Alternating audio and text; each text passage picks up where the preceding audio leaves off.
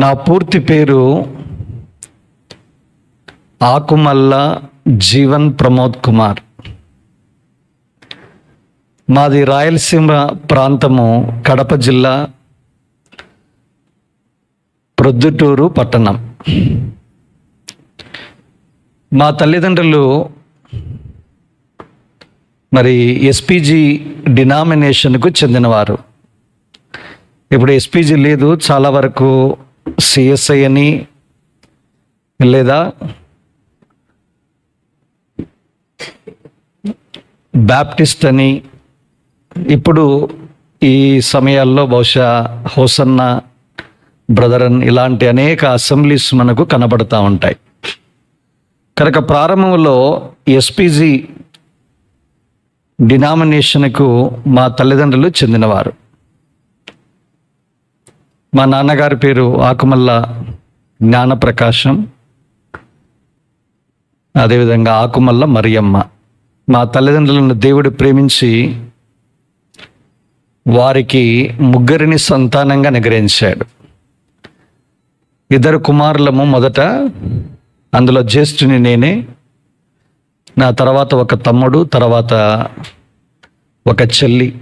అయితే తనకు 2.5-3 సంవత్సరాల వయసులో మెదడు వ్యాధితో మా చెల్లెలు చనిపోయింది. కనుక మేము ఇప్పుడు ఇద్దరమున్నాం. మా నాన్నగారు కూడా 2021 నవంబర్ మాసం ప్రభునందు నిద్రించారు. కనుక తల్లిదండ్రులు ఈ ఎస్పీజీ డినామినేషన్కు చెందినవారు కాబట్టి మాకు హెబ్రోన్ కానీ, హెబ్రోన్ అనుబంధ స్థానిక సంఘాలకు కానీ పెద్దగా వెళ్ళిన పరిచయం మాకు లేదు. మా తల్లిదండ్రులకున్న ఒక మంచి అలవాటు ఏంటంటే, ప్రతి ఆదివారము మేము మందిరానికి వెళ్ళవలసిందే. మా తల్లిదండ్రులకు కానీ మాకు కానీ ఎలాంటి రక్షణ లేదు, కానీ వాడుక చొప్పున వాళ్ళు తీసుకుని వెళ్ళేవారు. మా నాన్న కూడా ఈ ఎస్పీజీ చర్చిలో కీలకమైన పదవులు కలిగిన వాడు గనక, అక్కడే స్వంత గ్రామం గనక మందిరానికి పక్కనే స్థలం. అట్లా మమ్మల్ని ప్రతి ఆదివారము మందిరానికి తీసుకుని వెళ్ళేవారు. మా నాన్న కూడా రక్షణ లేదు కాబట్టి చదువుకునే దినాల్లో ప్రొద్దుటూరుకు వచ్చిన తర్వాత, అంటే మా నాన్న ఈ పశు సంవర్ధక శాఖ అంటాం, వెటర్నరీ డిపార్ట్మెంట్ అంటాం దాన్ని. కనుక అందులో మా నాన్న వెటర్నరీ లైవ్ స్టాక్ ఆఫీసర్గా పనిచేసేవారు. తర్వాత ఆయన రిటైర్డ్ కావడము, రిటైర్డ్ అయిన చాలా సంవత్సరాల తర్వాత ఆయన ప్రభుని అంగీకరించి ప్రభునందు నిద్రించాడు. కనుక మా నాన్న రక్షణానుభవం లేనివాడు గనక ఇంటికి వచ్చిన తర్వాత పిల్లలు చదువుతో పాటు అన్ని రంగాల్లో కూడా రాణించాలి అనేది మా నాన్న తాపత్రయం. అందుకే మా నాన్న ఏం చేశారు అంటే, మధ్యాహ్నము భోజనం తర్వాత డబ్బులు ఇచ్చి సినిమాలకు పంపించేవాళ్ళు. అట్లా నా జీవిత ప్రయాణం ఆరంభమైంది. చిన్నప్పుడు మామూలుగా సరదాగా ఉండేది. దినాలు గడిచే కొద్దీ అది వ్యసనంగా మారిపోయింది. 1991వ సంవత్సరం అనుకుంటాను, ఆంధ్రప్రదేశ్ గురుకుల విద్యాలయాలు, ఏపీ రెసిడెన్షియల్ స్కూల్స్కి ఎగ్జామినేషన్ జరిగింది. వాస్తవానికి 1991 మే మాసంలోనే, అంటే సరిగ్గా ఈ మాసంలోనే మరి రాజీవ్ గాంధీ గారు చనిపోయారు. అప్పటికి నేను ఆల్ ఇండియా మెరిట్ ఎగ్జామినేషన్కు సిద్ధపడతా ఉన్నా, మంచి తర్ఫీదు కూడా తీసుకున్నాను. అయితే అకస్మాత్తుగా నా మరణాన్ని బట్టి ఆ ఎగ్జామినేషన్ క్యాన్సిల్ అయింది. అయితే తర్వాత 7th క్లాస్లో స్కూల్ ఫస్ట్ వచ్చిన కారణాన గవర్నమెంట్ వాళ్ళే 2 స్టూడెంట్స్కి ఏపీ రెసిడెన్షియల్ స్కూల్ ఎగ్జామినేషన్ రాసే అవకాశాన్ని కల్పించారు. సహజంగా బహిరంగంగా అందరూ అప్లై చేసుకొని రాయడం వేరే, స్కూల్స్కి ఆ దినాల్లో పంపేవారు. మెరిట్ స్టూడెంట్స్కి ఎగ్జామ్ రాయాల్సిందే. అయితే ప్రభు మహాకృపను బట్టి రాయలసీమ జోన్లో 2nd ర్యాంకర్గా నిలిచి నా చదువు 91 నుంచి 94 వరకు శ్రీశైలంలో, కర్నూలు జిల్లాలో చదువుకోవడానికి ప్రభు సాయం చేశాడు. స్కూలు 7:30 to 1 o'clock అంతే. తర్వాత భోజనాలు, తర్వాత స్టడీ అవర్స్. ఇక స్టడీ అవర్స్ అంటే ఇక మనకు అప్పటికే అలవాటు అయిపోయింది కాబట్టి సినిమాలు, ఆ లీడర్కి ఏదైనా చెప్పి సినిమాలకు వెళ్ళడం. ఎంతగా పిచ్చి అయిపోయిందంటే 10th క్లాస్ ఎగ్జామినేషన్ రాసినా, హిందీ రాసామనుకోండి, ఇంగ్లీష్కి 2 రోజులు ఎగ్జామ్ గ్యాప్ ఉంటుంది. మధ్యాహ్నం ఫోన్ చేయడం, నేరుగా సినిమాకి వెళ్ళడం. ఇదొక్కటి నాకు బాగా వ్యసనం, అలవాటు ఉండేది. అయితే చదువులో రాణించుచున్న కారణాన, అంటే నిర్లక్ష్యం లేదు కాబట్టి తల్లిదండ్రులు కూడా ఏం పెద్దగా నన్ను దాన్ని ఏమంటాము వారించేవారు కాదు. ఎందుకంటే స్టడీస్లో ఉన్నాం, ఇందులో మనకున్న అలవాటు చొప్పున నడుచుకుంటా వెళ్ళేవాడిని. అయితే ఈ 94 లోపే ఒకసారి యేసుప్రభువుని స్వరక్షకునిగా అంగీకరించక మునిపే బైబిల్ కరస్పాండెన్స్ కోర్సు కూడా పూర్తి చేశాను. ఒక సర్టిఫికేట్ ఒకటి రాలేదు, అది కూడా పూర్తి చేశాను. అంటే మనం వాక్యం చదివి సులభంగా ప్రశ్నలు ఇవ్వచ్చు కదా, జవాబు ఇవ్వచ్చు కదా అనే అలవాట్లో దాన్ని కూడా పూర్తి చేశాను. కానీ రక్షణ, పాపక్షమాపణ అనుభవం లేదు. తర్వాత 94 నుంచి 96 ప్రొద్దుటూరుకి రావడము, తర్వాత ప్రొద్దుటూరు నుంచి ఎర్రగుంట్లనే స్థలానికి మా నాన్న ట్రాన్స్ఫర్ కావడము, దాన్ని బట్టి ఈ 2 సంవత్సరాలు అక్కడ ఎస్పీజీ లేదు, ఇక option only 1, that is Horeb, Hebron సహవాసం. కనుక అందులో స్థానిక సంఘంలో మా మేనమామ గారు బాధ్యత గల సహోదరునిగా ఉండేవారు. కనుక మేము కూడా ఆ స్థలానికి ఆహ్వానించబడ్డాం. ఇప్పుడు నాకు ఇంటర్మీడియట్లో ఆదివారం సెలవు ఉండేది కాదు. కనుక నేను చాలా అరుదుగా ఈ మందిరానికి నేను వెళ్ళేవాడిని. దినాలు గడుస్తూ ఉన్నాయి. 95వ సంవత్సరము వేసవి కాలపు దినంలో ఇలాంటి సెలవులలో సాయంకాలం ఒక ప్రత్యేక కూడికలు, ఓపెన్ గ్రౌండ్స్ మీటింగ్ అంటాను దాన్ని, మా మేనమామ ఇంటికి, మా ఇంటి నుంచి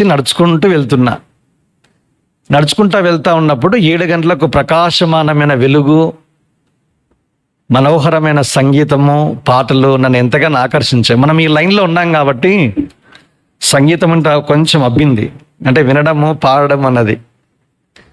కనుక ఆ సింగింగ్ అన్నది ఎట్లా నేర్పించారంటే, టీచర్ ఏం చేసేదంటే హై స్కూల్లో స్పోర్ట్స్ ఆడడానికి మా అబ్బాయిలందరూ వెళ్ళిపోతే నన్ను ఒక్కరిని పెట్టి అమ్మాయిలందరినీ ఇట్లా పెద్ద ఆడిటోరియం లాంటి స్థలంలో పెట్టి పాటలు పాడమని చెప్పేది. అట్లా సినిమా సాహిత్యం మీద, సంగీతం మీద వ్యామోహం కొద్దీ దినాలు గడుస్తున్న ఆ సంవత్సరాల్లో 95వ సంవత్సరము మే మాసం, సరిగ్గా నాకు తేదీ లేదు, గుర్తు లేదు, మీటింగ్ జరుగుతూ ఉంటే ఈ సంగీతం మొదట నన్ను ఆకర్షించింది. ఇంకా ప్రసంగికుడు వస్తాడు, వాక్యం చెప్తాడన్న సంగతి తెలియదు.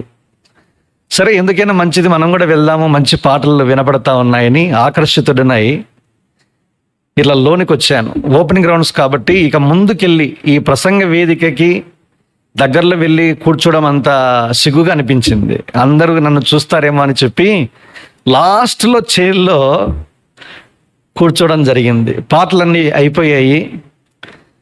ఒక దేవుని సేవకుడు నిలబడి వాక్యం చెప్పడం ఆరంభించాడు. ఏం చెప్పాడు, బిగినింగ్ ఎండింగ్ నాకు తెలియదు. ఒక్క మాట నన్ను బాగా ఆకర్షించింది. నీవు ఓ యవనస్తుడా, యవనేచ్ఛల నుండి పారిపొమ్ము. అది 2వ తిమోతి పత్రిక 2వ అధ్యాయం 22లో ఉంటుంది. ఆ మాటను బట్టి నేను అనుకున్నాను, బహుశా ఈ మాట నన్ను బలంగా తాకుతూ ఉంది. నాకున్న యవనేచ్ఛలు ఏమున్నాయి? కేవలం సినిమాలు చూసే అలవాటే కదా. సరే, మనం సినిమాలను మానేస్తే బాగుంటుంది కదా అని సొంత తీర్మానం చేసుకున్నా. రక్షించబడలా, ప్రభువును అంగీకరించడం కానీ, నా పాపాలు ఒప్పించడం కానీ ఏమీ సంభవించలే. నేను ఒక కఠిన నిర్ణయాన్ని తీసుకున్నా. 1995 నుంచి 1996 వరకు దాదాపుగా 1 సంవత్సరం పాటు ఒక్క సినిమా కూడా చూడలే.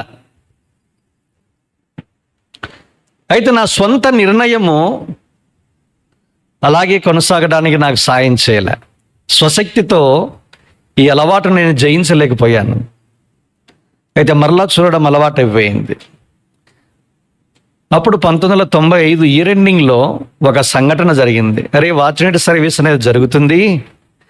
మా మామ ముగ్గురు కొడుకులు, అందులో మధ్య వయసుకు చిన్నవాడు ఇద్దరు చాలా సండే స్కూల్ పరిచర్య కావచ్చు, మందిరంలో దేవుని సేవకులకు సేవ చేయడం కావచ్చు, విబిఎస్ లాంటి వాటిల్లో 119 కీర్తన మొత్తం అప్పగించడం కావచ్చు, ఉదయకాలం లేచిన వెంటనే ఆరాధన, ప్రార్థన, రాత్రికాల కుటుంబ ప్రార్థనలో చాలా వెల్ వర్స్డ్, అద్భుతంగా వాళ్ళు రాణిస్తూ ఉన్నటువంటి దినాలు అవి.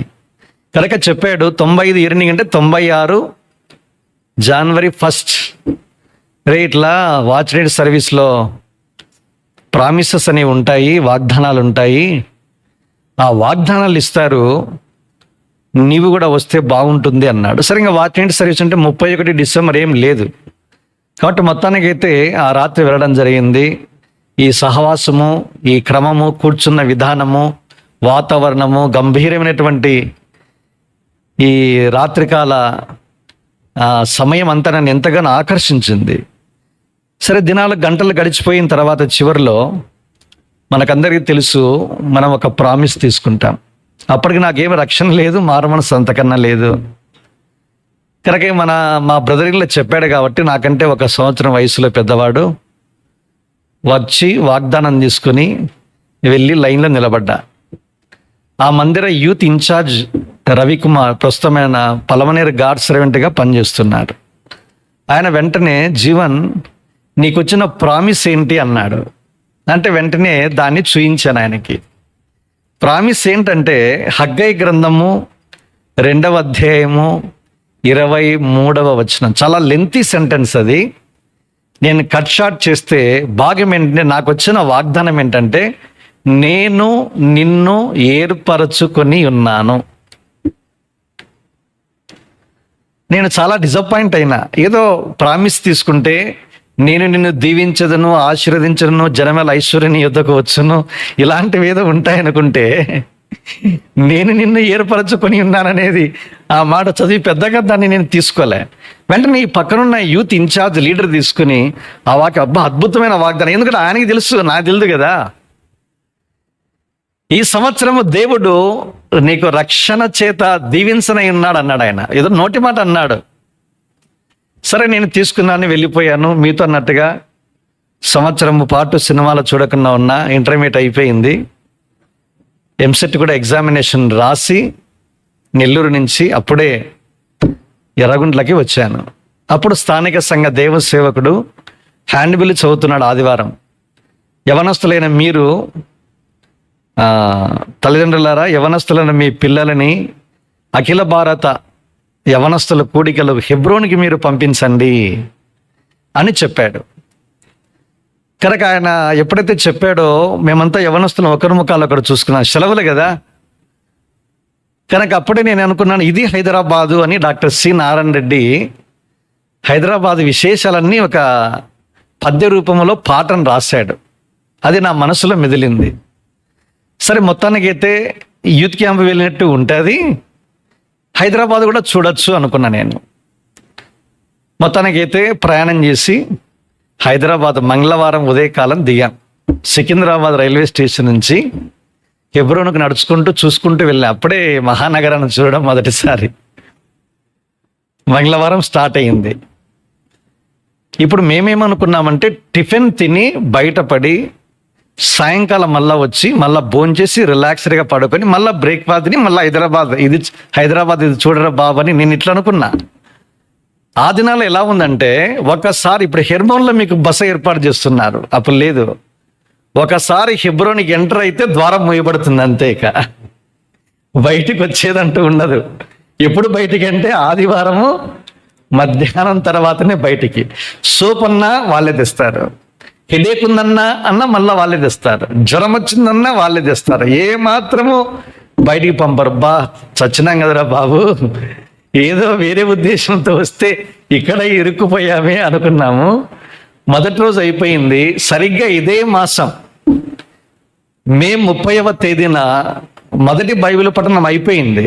ఏం చెప్పాడు ఏంటి నాకేం తెలియదు. అంశము, ఇదిగో నేను త్వరగా వచ్చుచున్నాను. ప్రకటన గ్రంథము 22వ అధ్యాయము 12వ వచనం నాకు బాగా గుర్తుంది ఆ వచనం.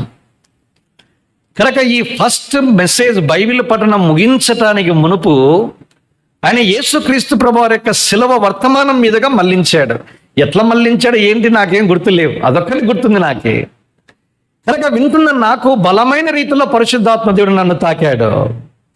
కనుక ఒక్కసారిగా యేసుక్రీస్తు ప్రభువారు నువ్వు నీ పాపము నిమిత్తం ఆయన పొందిన శ్రమ ఎంత గొప్పదో అని ఎప్పుడైతే దేవుని యొక్క దాసుడు చెప్తున్నాడో నా హృదయం పగిలిపోయింది.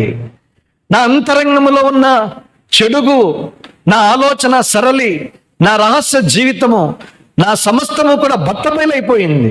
ఉన్నపాటున నా పాపాలు ఒప్పుకోవడం నేను ఆరంభించాను. ఇలాగ నా అంతరంగంలో దుఃఖము, అయ్యా ఇంత ఘోరమైన అవమానకరమైన శిలువ మరణము నా కోసం మీరు అనుభవించారా, అయ్యా నేను ఎంతో పాపాత్ముడును, నన్ను క్షమించనని కన్నీళ్ళ పర్యంతమవుతూ ప్రార్థనలో నేను మోకాళ్ళ మీద ఉంటే ఆ దేవుని సేవకుడు అన్నాడు, దేవుని ఆత్మ మిమ్మల్ని దర్శించి మీ పాపాలు ఒప్పుకొని చేస్తూ ఉంటే మేము కూడా మీ కొరకు ప్రార్థించినట్లుగా మీ కుడి చేతిని పైకెత్తి చేయించండి అన్నాడు. చేయించాను. కొన్ని నిమిషాల వెంటనే ఆయన లేచి నిలవబడమని ఆయన ఆల్టర్ కాల్ ఇచ్చాడు. ఉన్న పాటలు లేచాను. నా జీవితంలో ఎప్పుడు కూడా 10 మంది మధ్య నిలబడడం కానీ కనబడడం కానీ అలాంటి చాలా సిగ్గు బిడియం ఎక్కువ. కనుక ఎవరు పక్కన ఉన్నారు, ఎవరు నన్ను తీసుకుని వచ్చారు, పక్కన మా వాళ్ళు ఉన్నారా, ఇంకొకరా, XYZ, నథింగ్, ఏమీ కనిపించడం లేదు. కళ్ళు మూసుకునే ఉన్నాను. కన్నీళ్ళ పర్యంతము యేసుక్రీస్తు ప్రభువారి యొక్క శిలువ దృశ్యము, పొందిన మరణము, శిక్ష, రక్తం ఇవే కనబడుతూ ఉన్నాయి. హృదయపూర్వకంగా నా పాపాలు ఒప్పుకుంటూ ఉన్నా. పాపాలు క్షమించబడ్డ ఆయన నిశ్చిత దేవుడు ఇచ్చాడు. గొప్ప అనుభూతి. పాప భారం అంతా కూడా నా వీపు మీద నుంచి దొర్లించి వేయబడి గొప్ప స్వేచ్ఛ, స్వాతంత్రమును, సమాధానము నా హృదయంలో లోనికి వచ్చినట్లుగా అనుభూతిని నేను అనుభవించాను. గొప్ప సమాధానం నా హృదయం అంతా నిండింది. గొప్ప సంతోషము నన్ను ఆవరింపజేసింది. ఒకసారిగా కళ్ళు తెరుచుకొని కూర్చున్నాను. నా ఆనందము, సంతోషము, గొప్ప మార్పు నా జీవితంలో సంభవించింది. ఇది జరిగి ఈ మాసముతో 28 సంవత్సరాలు పూర్తవుతాయి. ఈ మే 29, 28 ముగించుకొని 29లోనికి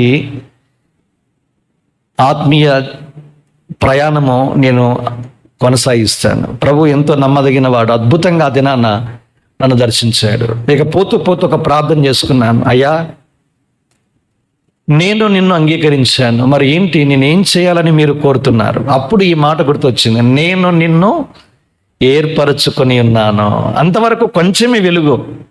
అయితే ప్రభుకు స్తోత్రము. తర్వాత దేవుని నోట నుంచి వచ్చిన మాట, 1 కొరింథీ 15:58లో దేవుని దాసుల ద్వారా చెప్పిన మాట ఏంటంటే, లాస్ట్ మాట బాగా గుర్తుంది నాకు. ప్రభువు కార్యాభివృద్ధి యందు ఎప్పటికీ ఆసక్తి పరుడై ఉండము. ఆ మాట నన్ను బాగా ఆకర్షించింది. ఏం చెయ్యాలండి అని ప్రార్థన చేస్తే, ప్రభువు కార్యము అభివృద్ధిలో ఎప్పటికీ నువ్వు ఆసక్తి పరుడుగా ఉండు.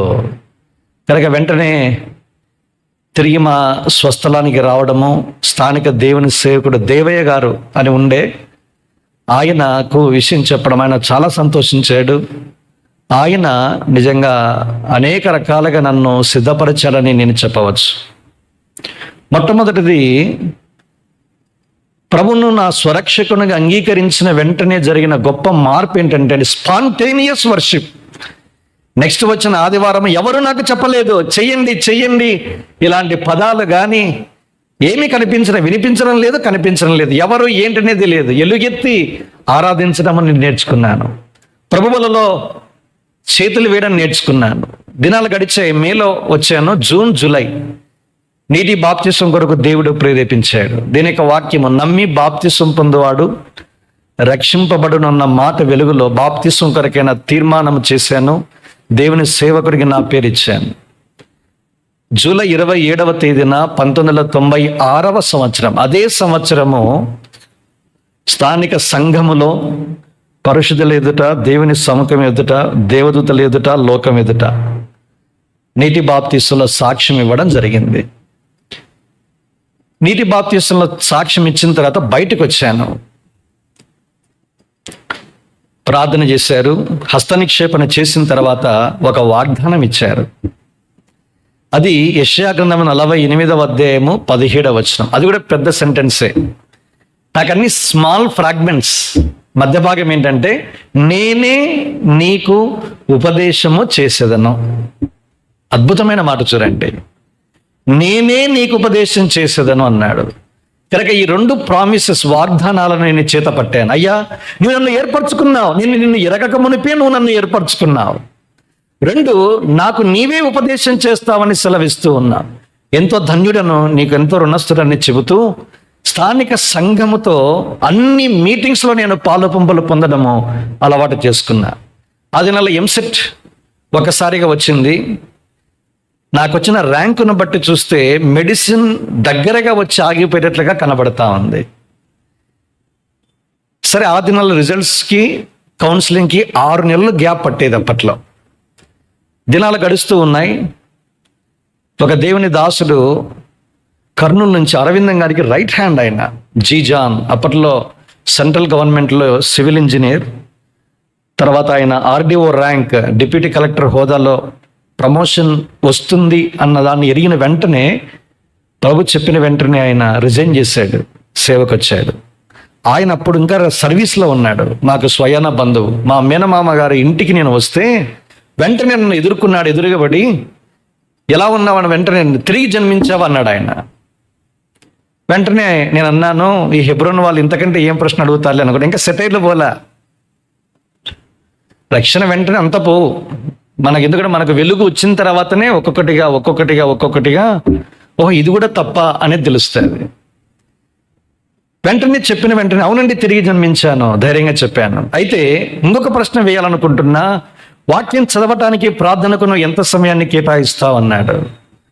ఇక్కడ దొరికినాం కదరా, ఇప్పుడు ఏం చెప్పాలని అర్థం ఏమన్నా అబద్ధం చెప్పలేక ఒక పేరాగ్రాఫ్ చదువుతానన్నా, అధ్యాయం చదవను, ఒక పేరాగ్రాఫ్ చదువుతాను, ఒక 5 నిమిషాలు ప్రార్థన చేస్తానన్నా అన్నాను.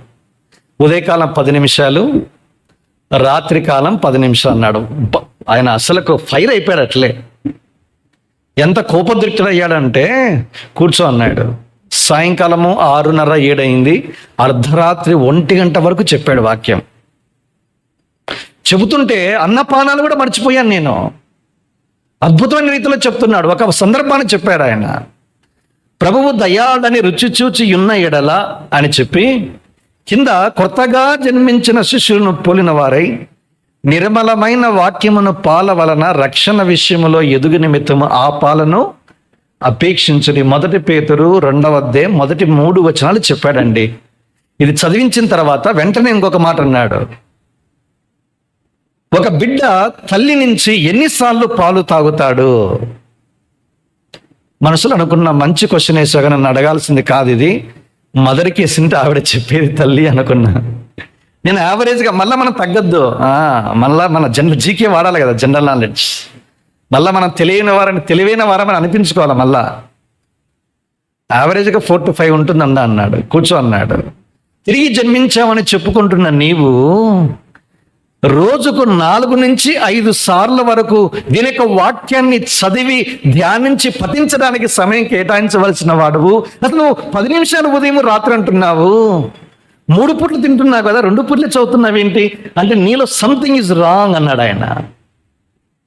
వాక్య విషయమైన ఆకలి దప్పులు నీకు లేవు అంటే నువ్వు కొత్తగా జన్మించావు, కానీ నీ కడుపులో ఏదో జబ్బు ఉంది అన్నాడు. ఏంటబ్బా అనుకున్నా. ఆయన మళ్ళా వాక్యమే చెప్పాడు, ప్రభువు దయాళని రుచి చూచి ఉన్న ఎడల, తర్వాత అన్నాడు సమస్తమైన కపటము, దుర్మార్గము, దుష్టత్వము, అసూయ, వేషధారణ, దూషణ మాటలను మాని అన్నాడు. చూడండి, ఒక బిడ్డ పుట్టిన వెంటనే కేక వేయకపోతే తల్లికి ఆనందమా అన్నాడు ఆయన. లేదండి కేక వేస్తేనే ఆనందము అన్నాడు. కేక వేస్తేనే తల్లి పాలు పడుతుంది, వాడు పడుకుంటాడు తాగి. మళ్ళా కేక వేస్తే మళ్ళీ తల్లి పాలు పడుతుంది, మళ్ళా పడుకుంటాడు, మళ్ళీ లేస్తాడు, మళ్ళీ ఇది నాన్న ఒక బిడ్డ పాల కొరకు కేకలు వేయలేదు అంటే కడుపులో రోగం ఉంటేనే తప్ప బిడ్డ కేక వేయదు. ఇప్పుడు ఏం చేస్తారు, అల్ట్రాసోనోగ్రఫీ చేస్తారు బిడ్డకి. Ultrasonography abdomen and pelvis. కడుపులో ఏదైనా చేదు పైత్యం ఉంటే ఆకలి మందగిస్తుంది. ఆ తల్లి బాగా నన్ను ఏమి రాత్రి డిస్టర్బ్ చేయడం లేదులే, పాలు కూడా అడగడం లేదని పడుకొని నిద్రపోతుందా? లేదు. ఇదేనా దేవుని ద్వారా తిరిగి జన్మించిన నీవు వాక్యం విషయమైన ఆకలి తప్పులు లేవు అంటే ఇంకా నీలో ఏదో ఉంది. అప్పుడు నేను విరిగిపోయాను. ప్రభా, నా జీవితాన్ని మీరు చూయించారు. నిర్లక్ష్యము, సోమర్తనము, నా అంతరంగంలో ఉన్న చెడు, మీరు బట్టబయలు చేశారు, మీ దాసుల ద్వారా నీ కొందనాలు, నేను నీ కొరకే తీర్మానించుకుంటున్నా అని చెప్పి నూతనంగా ప్రభుకు ప్రతిష్ఠించుకున్నా. ఆ దినాన్ని నేను తీర్మానించుకున్న తీర్మానము, నీ వాక్యాన్ని నేను ప్రేమిస్తాను. ఈ వాక్యాన్ని నేను 1996వ సంవత్సరం నుంచి ప్రేమించడము నేను అలవర్చుకున్నా. ఎంతగా దీన్ని ప్రేమించాను అంటే, ఈ వాక్యాన్ని పాత బైబిల్ను ఇంటికి వెళ్ళి మరుసటి రోజు పాత బైబిల్ అంతా చించేశాను భాగాలుగా. చించిన తర్వాత చిన్న చిన్న పుస్తకాలను, పత్రికలను ఒక భాగము, చివరిది సువార్తలు ఒక భాగము, సువార్తలు 4 భాగాలు, కీర్తనలు ఒక భాగం, సామెతలంతా అన్ని చించి మంచిగా బైండింగ్ కొట్టించి ఇప్పుడు చదవడం ఆరంభించాం. ప్రతి చోటికి బైబిల్ తీసుకెళ్ళలేం. సమయం దొరికిన కొలది దీని యొక్క వాక్యం చదవడం. ఆ దినాల్లో మరి డిగ్రీ మెడిసిన్ కౌన్సిలింగ్ ఆలస్యం అవుతుందని తెలిసిన తర్వాత, ప్రభువా నేను ఏం చేయాలండి అని ప్రార్థన చేసుకున్నప్పుడు తిరుపతికి అప్లై చేయమని ప్రభు వారి ఆలోచన ఇచ్చాడు. ప్రార్థన చేసుకున్నాను. మరుసటి రోజే ఇది నీ చిత్తమైతే నాకు యూనివర్సిటీ నుంచి నోటిఫికేషన్, ఈనాడు న్యూస్ పేపర్లో రావాలని కోరుకున్నా. మరుసటి రోజు నోటిఫికేషన్ రావడము, అప్లై చేయడము జరిగింది. దానికంటే ముందు 4 స్టేజెస్, మొత్తం 5 స్టేజెస్ చెప్పాలనుకున్నా. 1 is salvation, stage of salvation. Second 1 stage of sanctuary, దీని యొక్క మందిరము, దాని విషయమైన మక్కువ. Next is followed by stage of scriptures, లేఖనాలను ప్రేమించే అనుభవం. 4వది స్టేజ్ ఆఫ్, దాన్ని ఏమంటాము, సర్వీస్, దేవుని యొక్క సేవ. 5వది చివరిది స్టేజ్ ఆఫ్ సఫరింగ్స్. ఈ 5 కలగలిపి మీ ముందు ఉంచాలని నేను ఆశపడతా ఉన్నా. కనుక దేవుని మందిరం పాయింట్ నెంబర్ 1. ఇప్పుడు వాక్యం చెప్పాను మీకు. ఈ ఆకలి నన్ను ఎంతవరకు తీసుకెళ్ళిందంటే, యూనివర్సిటీలో జాయిన్ అయిన తర్వాత ఉదయకాలం ఒకవేళ క్లాసులు జరిగితే మంచిది, లేకుంటే కొన్నిసార్లు యూనివర్సిటీస్లలో ఎప్పుడు ఏబీవీపీ, ఎస్ఎఫ్ఐ ఇవే గొడవలే ఉంటాయి. రావడము, తలుపులు వేయడము, ధర్నా చేయడము, డిస్పర్స్ కావడము. టైం అంతా ఏం చేయాలి? ఇప్పుడు స్మార్ట్ ఫోన్ ఉంది, అప్పుడు లేదు స్మార్ట్ ఫోన్స్.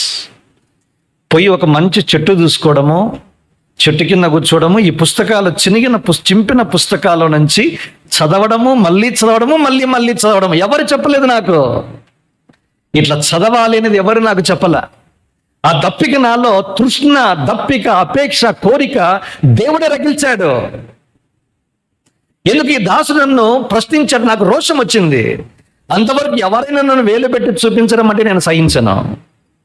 అయితే విరిగిపోయాను. నాలో ఉన్న లోపాన్ని చూపించినప్పుడు ఇంప్లిసిట్ ఒబీడియన్స్, ఉన్న పాటన విధేయత చూపించడం నేర్చుకున్నాను.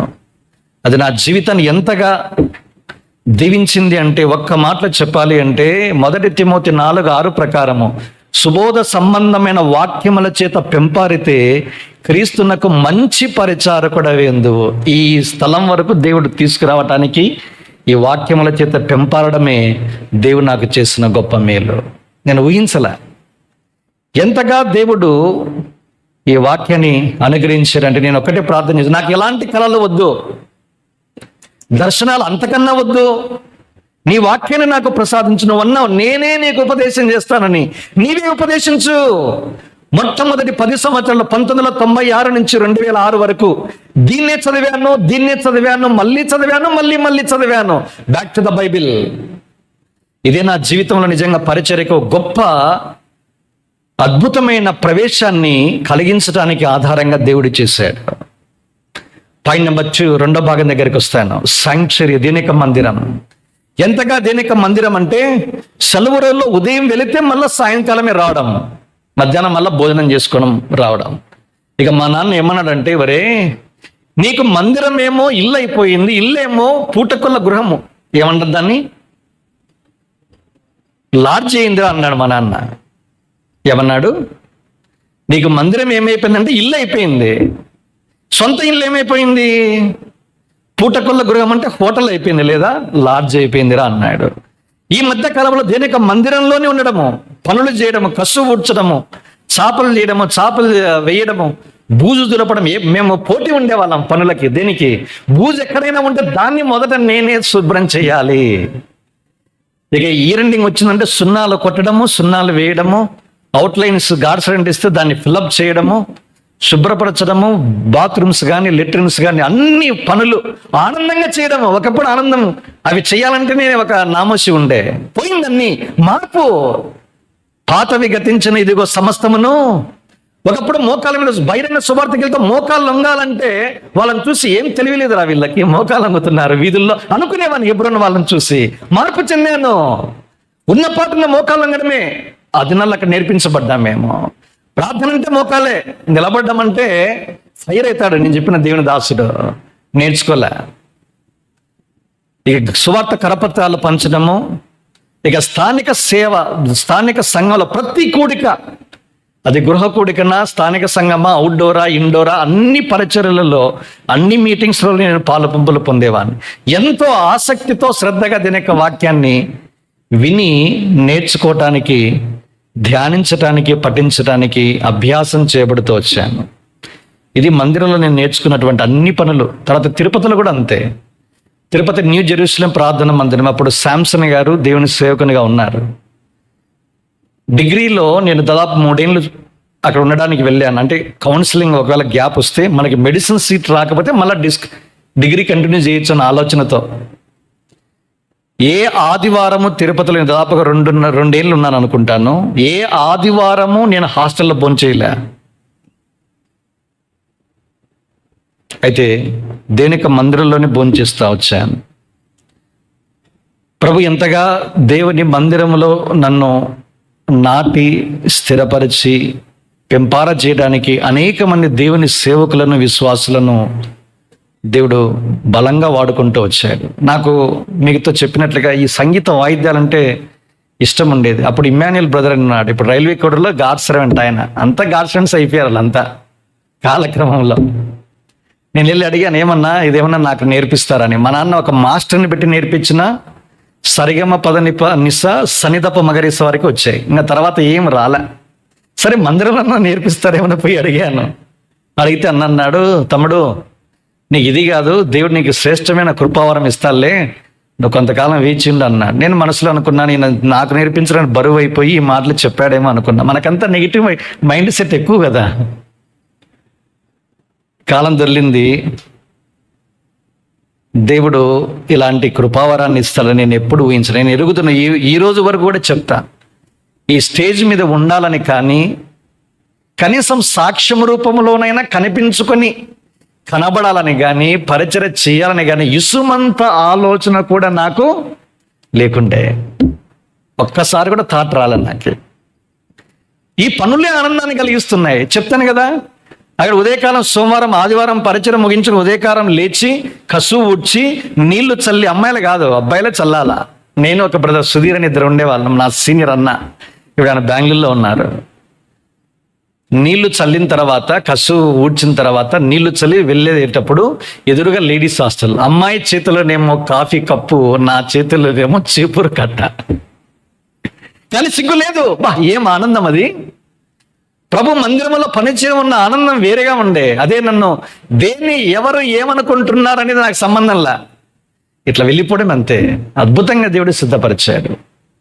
తర్వాత నేను బేర్షెబా కడపకి హోమియోపతి మెడికల్ కాలేజ్లో దేవుడు ద్వారం తెరిచాడు.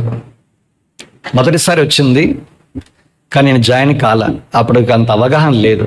అయితే ప్రభు వాక్యానుసారంగా ఒప్పించాడు, జాయిన్ అయ్యాను. నన్ను మలిచిన 3వ స్థలము బేర్షెబా కడప. అక్కడ ర్యాగింగ్ అనేది ఉంటుంది, ఎవ్వరు దీన్ని మినహాయించలేరు.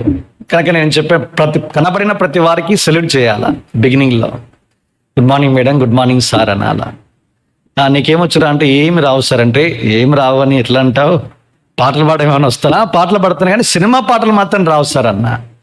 ఏదో ఒక పాట పాడ అంటే నిలబడి మొదలు పెడితే, అప్పటికి మన సువార్త అవుట్డోర్ మినిస్ట్రీలో సక్సెస్ఫుల్ ఎవాంజలిస్ట్గా ఉన్నాం కాబట్టి చూడకుండా కంటత పాటలు చెప్పడమే. చూడుము ఈ క్షణమే కలవరి, ఇట్లయినా పాటల ద్వారా మనుషులు సంపాదించుకోవడానికి 2-3 చరణాలైన కంటత చేయడం అప్పటికి తరఫీదు చేయబడ్డాం.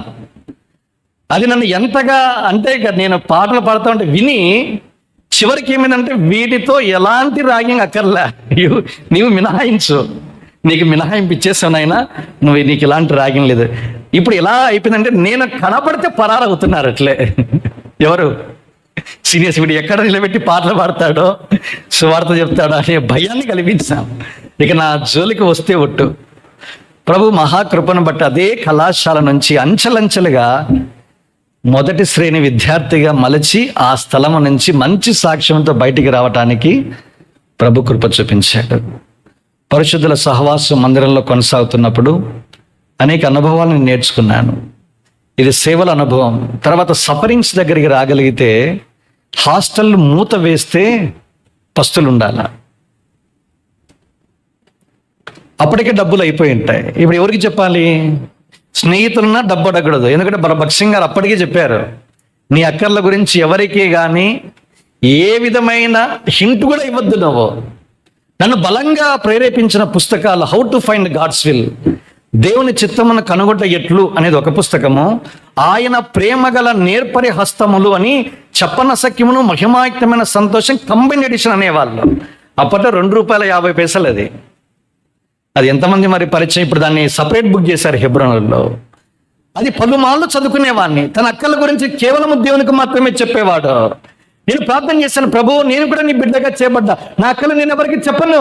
హాస్టల్లో అయితే మూతేశారు. నేను బయటికి వెళ్ళి తినాలన్నా నాకు డబ్బులు కావాలి. చేతులకు చెల్లి గవ్వలేదు. ఫోన్ కాల్ చేసి చెప్దామా, ఇంటికి ల్యాండ్లైన్ లేదు.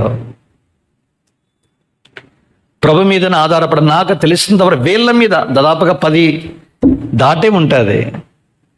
నేను ఎప్పుడు పస్తూ ఉన్నా ఆ రోజు రాత్రి స్పెషల్ మీటింగ్స్, అవుట్డోర్ నా థ్యాంక్స్ మీటింగ్స్, ఏదో ఒక మీటింగ్ జరగడము నాన్ వెజ్తో దేవుడు పోషించాడు. అద్భుతంగా దేవుడు నా అక్కరతలన్నీ కూడా ఆ విధంగా తీరుస్తూ వచ్చాడు. ఎవరికి కూడా చెప్పకుండా విశ్వాసాన్ని సాధకం చేసుకోవడానికి ప్రభు నేర్పిస్తూ వచ్చాడు. కనుక ఇలాంటి సేవలు సాగిపోయేటప్పుడు మా నాన్నగారు అన్నారు, ఒరే నువ్వు వైద్యునిగా కావాలని నేను ఆశపడితే క్రైస్తవ సన్యాసిగా బైబిల్ బ్యాగ్ వేసుకుని తిరుగుతున్నావు కదరా అన్నాడు. బైబిల్ బ్యాగ్ ఉండేది. ఇప్పుడు ఎందుకంటే బైబిల్లో అద్దాలు అవి ఇవి మొబైల్ ఫోన్లు తర్వాత అన్నీ వచ్చాయి కాబట్టి సంచి సరిపోవడంలా, అందుకని మార్చాను ఈ మధ్యనే. సిన్స్ 1996 నుంచి బైబిల్ బ్యాగ్. కనుక మా నాన్న ఎంత ఆశ్చర్యపోయాడంటే పల్లెల పరిచయం చూసుకుని ఇంటికి వచ్చే సమయానికి ఆ దినాల్లో 9 గంటలకల్లా పడుకుంటారు. ఏ టీవీ లేదు నాకు తెలిసినంత వరకు. 96లోనే ఈటీవీ వచ్చింది. కనుక అందరు 8 గంటలకు తినడము, 9కి పడుకుంటే నేను వచ్చి తలుపు తడితే ప్రత్యేకంగా లోనికి ఆహ్వానం సుప్రభాతం చేత. ఇంకా లోపలికి వెళ్ళి ఆయన అన్న మాటలకి ఏడవడం ఎందుకు, పైకి వెళ్ళి ఏడుస్తే బాగుంటుంది కానీ ఒక చాప ఒక తల్లిని తీసుకెళ్ళి పైకి వెళ్ళి ప్రభు వారి చేత ఒక్క మాట అనిపించుకోలేదు, నేను అంగీకరించిన తర్వాతే ఇన్ని మాటలు వింటావన్నా, ఎందుకయ్యా నాకు MBBS సీట్ రావాల్సిన వైద్య విద్యార్థి నాకు రాలేదెందుకు, అయినా నాకు నువ్వు ఎంతైనా నమ్మదగిన దేవుడు, నాకు కావాలంటే ఇచ్చేవా, నిన్నో ఇవ్వలేదు, నేనేం బాధపడడం లేదు, కానీ మనుషులు అర్థం చేసుకోవాలి కదా. మా నాన్న ఎంతైనా ఆరాటపడ్డాడు. వాస్తవానికి ఏ కన్న తండ్రి అయినా, రక్షణ లేని తల్లిదండ్రులైనా పిల్లల కోరిక అన్నీ చేస్తారు. చదువులో మాత్రం ఏమాత్రం నిర్లక్ష్యం చేయకూడదు. అదే నేను మీకు చెప్పదలుచుకున్న సలహా. ఇది మధ్యలో ఇంటర్లూడ్. ఇది తల్లిదండ్రులు మీ కొరకు ఇన్వెస్ట్ చేసే ప్రతి పైసాకు మీరు కష్టపడి చదవాలా. లోకస్తులు 4 గంటలు చదివితే 4 గంటల 30 నిమిషాలు చదవాలా. 5 గంటలు చదివితే 5 గంటల 30 నిమిషాలు చదవాలా. 10 గంటలు వాళ్ళు చదివితే 10 గంటల 30 నిమిషాలు చదవాలా మనము. అప్పుడే దేవుడు మన కష్టాన్ని దీవిస్తాడు. అంతేగాని 5 గంటలు చదివి ఇంకొక 5 అనేది ఇంకోటి గ్రేస్ కలిపి నన్ను పాస్ చేయనైనా అన్నావు అనుకో, రేపే నీట్ ఎగ్జామినేషన్. అట్లాంటి పనులు చేయకూడదు మనము. కష్టపడి పని చేసిన తర్వాత నీ చిత్తం అయితే నాకు ఇవ్వండి, లేకపోతే దాన్ని కూడా మీకు వందనాలు. భక్సింగ్ గారి నుంచి నేర్చుకున్న 2వ పాఠం ఇదే. ప్రతి దానికి కృతజ్ఞతాస్తుతులు చెల్లించడం మీ విషయంలో దేవుని చిత్తం. రాలేదయ్యా నీకు వందనాలు. మా నాన్న అన్నాడు, ఎరా దేవుడు దేవుడని దీపం బట్టి గాల్లో నీకు ఏమన్నా MBBS సీట్ వచ్చినా దేవుడు నీకు మేలేమన్నా చేశాడు. నాన్న నేను MBBS కోసం ప్రభుని అంగీకరించలా, నా పాప క్షమాపణ కొరకు ప్రభుని యేసుక్రీస్తును అంగీకరించాను. అది మా నాన్నను బాగా ఆలోచింపజేసింది. దినాలు గడుస్తూ ఉన్నాయి, అయిపోయింది. తర్వాత దేవుడు క్రమంగా పరిచర్యకు ద్వారాలు తెరిచాడు. తర్వాత 2005 ముగించుకొని 2006వ సంవత్సరం నేను హైదరాబాద్ వెళ్ళడం జరిగింది. నేను నమ్మే ఒక గొప్ప సిద్ధాంతం ఏంటంటే, ప్రభువు మనలను ఏర్పరచుకుంటే దేవుని పనికి కానీ సేవా పరిచర్యకు కానీ ఏ మనుషుడు మనకు సిఫారసు చేయనక్కర్లా. అదే నమ్మాను నేను. అప్పటికే తిరుపతి, ఎర్రగుంట్ల, కడప, బేర్షబాలో పరిచారకునిగా ఉన్న నేను పరిచర్య చేస్తాను, నాకు కూడా పరిచర్య ఇవ్వండి అని నేను ఎప్పుడు నోరు తెరిచి అడగల. ఎందుకంటే రోషం ఏంటి, నేను అడుక్కునేవాడిని కాదు. నేను ఎవరిని, నేను పేరుకేమో రాయల్ ప్రీస్టుడు, రాజులైన యాజక సమూహము, నోరు తెచ్చి నేను ఎట్లా అడుగుతా? అడగను నేను. నా అక్కరతో ఉంటే సామాన్ల దగ్గర దాక్కున్నాడు ఎవరైనా, సౌలు అభిషేకించబడిన వాడు దాక్కున్నాడు భయపడి, అయినా అతన్ని పిలిచి మీరు వాడుకున్నారు రాజుగా. నేను కూడా అంతే, ఎవరికి చెప్పను నేను.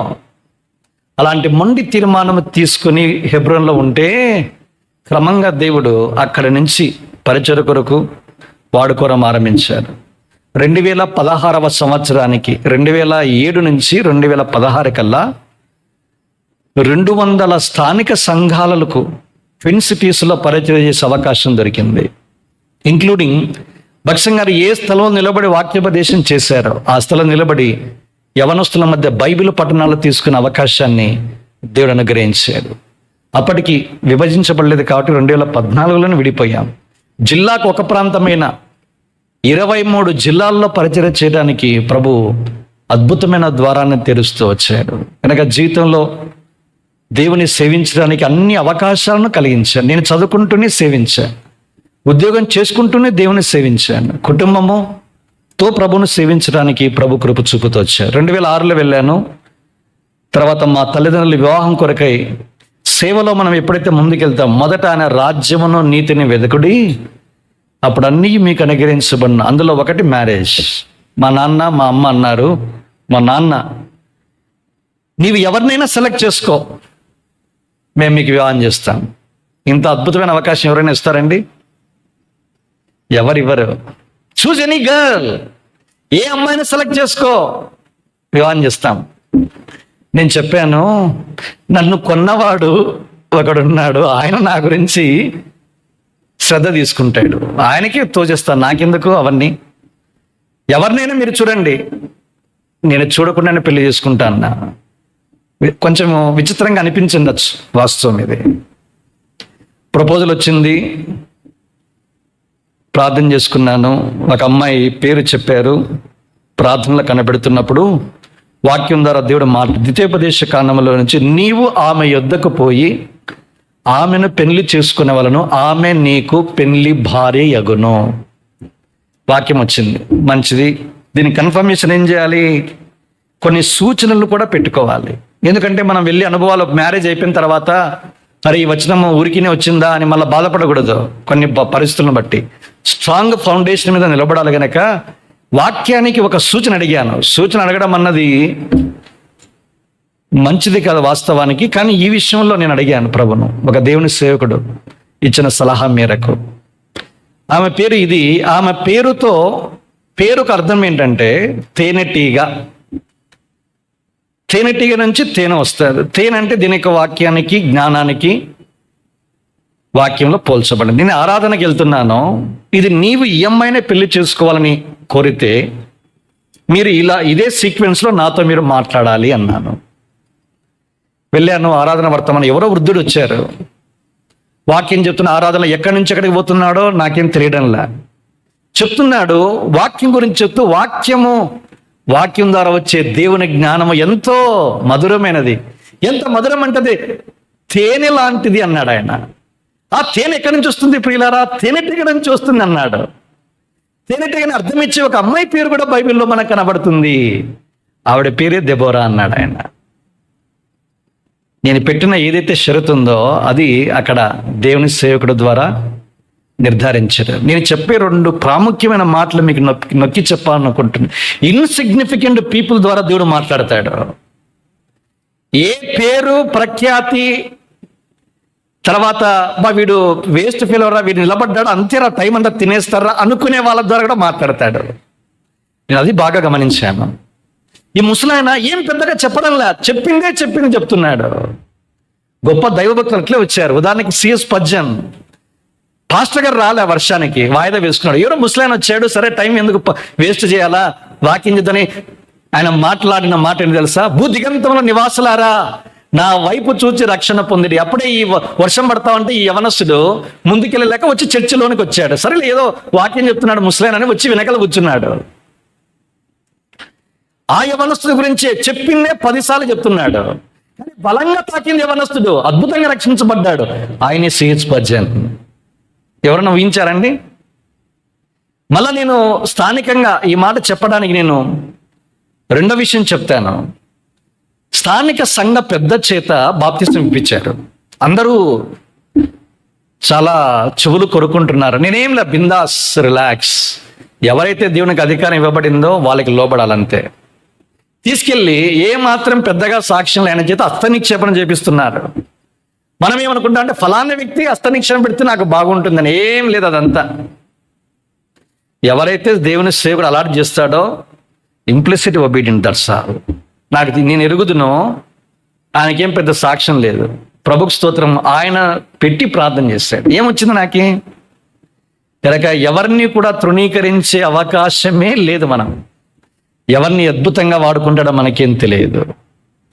కనుక ఇలాంటి అనుభవాలు కూడా దేవుడు తీసుకెళ్తూ వచ్చాడు. మరి దెబోరా ప్రియదర్శిని మా మిస్సెస్ పేరు.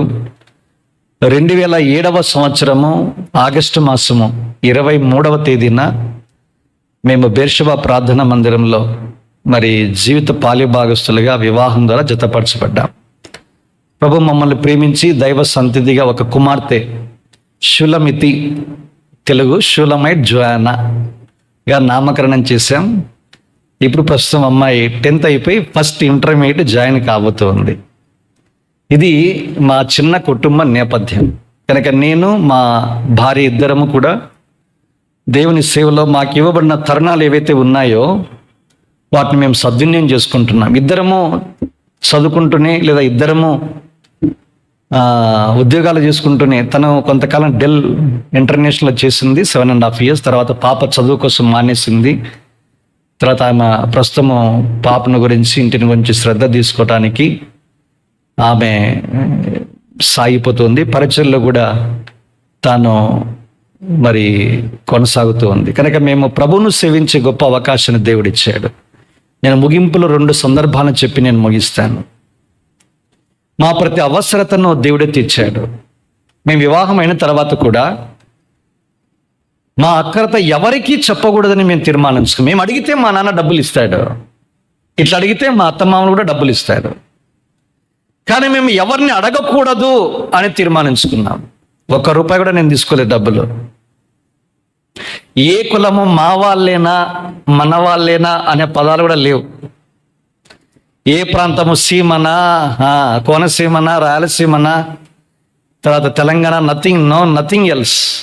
No caste, no culture, no creed, no caste, no cash. ప్రభు మీద ఆధారపడ్డాను, ప్రభు సాయం చేశాడు. ఇప్పుడు పెళ్లి తర్వాత అనుభవాలు చూడండి ఎలా ఉంటాయో. అనేక సంక్లిష్టమైన అనుభవాలు గుండా వెళ్ళాం మేము. అందులో ఒకటి ఏంటంటే, మా మిస్టర్ డబ్బులు సంపాదించడం బాగానే ఉంది, నేను చేయడం లేదు. అప్పటికి నేను సివిల్ సర్వీస్ ఎగ్జామినేషన్లో ప్రిలిమ్స్ అండ్ మెయిన్స్ క్లియర్ చేసి ఎంట్రీ కోసం సిద్ధపడుతున్నా, ఐఏఎస్ కావాలని. ప్రభు నాతో మాట్లాడుతున్నమాట. ఒక బైబిల్ టీచరు ఐఏఎస్ అయితే దేవుని సేవించగల మనసంతా ఒక అంతరంగంలో బలమైన ఇది ఉంది. కాదు, ఇదే త్రోవ, దీనిలో నడువు, ఇది వద్దు. అందులో నేను సక్సెస్ కాలేకపోయాను, విడిచిపెట్టాను.